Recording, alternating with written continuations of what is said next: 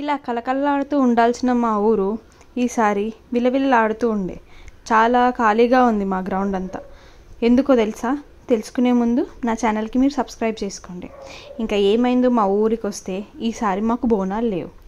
చాలా ఏళ్ళ కిందటంట బోనాలు జరిగే రోజు ఒకానొక రోజు అమ్మ వచ్చి నాకు ప్రతి ఏటా బోనాలు వద్దు, నాకు 2 ఏళ్ళకు ఒకసారి బోనాలు జరిపించండి అనేసి ఆజ్ఞ ఇచ్చిందంట. ఆ ఆజ్ఞ విన్న ఊరి పెద్దలందరూ కలిసి ప్రతి 2 ఏళ్ళకు ఒక్కసారి చేద్దామని నిశ్చయించుకొని ఇంకా ఊరికి మొత్తం అదే వాళ్ళందరూ ఆజ్ఞాపించినారు. సో అందుకే ఈ సంవత్సరం మాకు బోనాలు లేవు. పోయిన సంవత్సరం చాలా అంగరంగ వైభవంగా మస్తు జరుపుకున్నారనమాట బోనాలు. కానీ ఇక్కడ ఈసారి మాకు బోనాలు లేకపోయేసరికి మా ఊరంతా చాలా డల్గా ఉంది. అయినా కూడా మీరు చూస్తే కొన్ని బోనాలు ఎక్కుతున్నాయి. అది ఎందుకంటే ఇవి కొంతమంది మొక్కుకుంటారనమాట. మొక్కులు ఏవైనా ఉంటే అవి చెల్లించుకోవడానికి మాత్రమే ఇవి బోనాలు చేసుకుంటారు. కానీ ఇక్కడ అమ్మవారు చాలా అంటే చాలా మహిమగల అమ్మవారు అనమాట. మీరు ఎట్లాంటి కోరికలు కోరుకున్నా ఇక్కడ వచ్చి అమ్మ నాకు ఇది కావాలి అంటే మీకు అంత మనస్సుతో మీరు మొక్కుకుంటే ఖచ్చితంగా అమ్మవారు మీకు అనుగ్రహిస్తుంది. మా నల్లపోచమ్మ, మా గుట్టపోచమ్మ మేము చాలా నమ్మిన అమ్మవారు అనమాట. అయితే నాకు పర్సనల్గా ఒక చిన్న స్టోరీ ఉంది. నేను ఎప్పుడు ఈ స్కూల్ ఏమంటారు, మా స్కూల్ ఇక్కడ పక్క దగ్గరలోనే ఉంటుంది. మేము ఈ గుడి చుట్టూ ప్రాంగణంలోనే ఆడుకుంటుండే మొత్తము. ఇది ఒకప్పుడు కట్టలేదన్నమాట, చాలా చిన్న గుడి.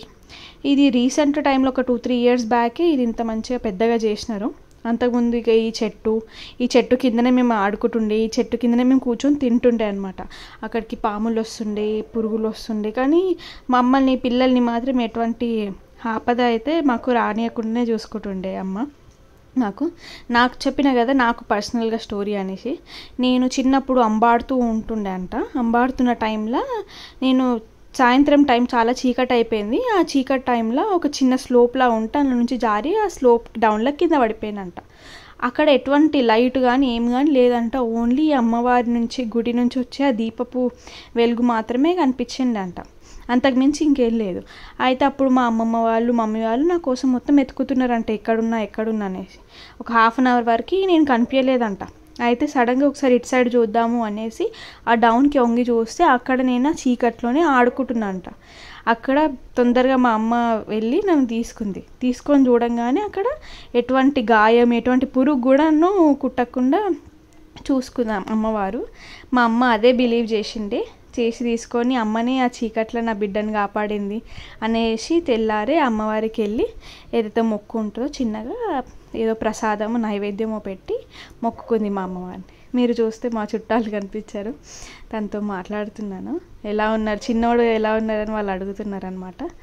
సో ఇది మా ఊరి స్పెషల్.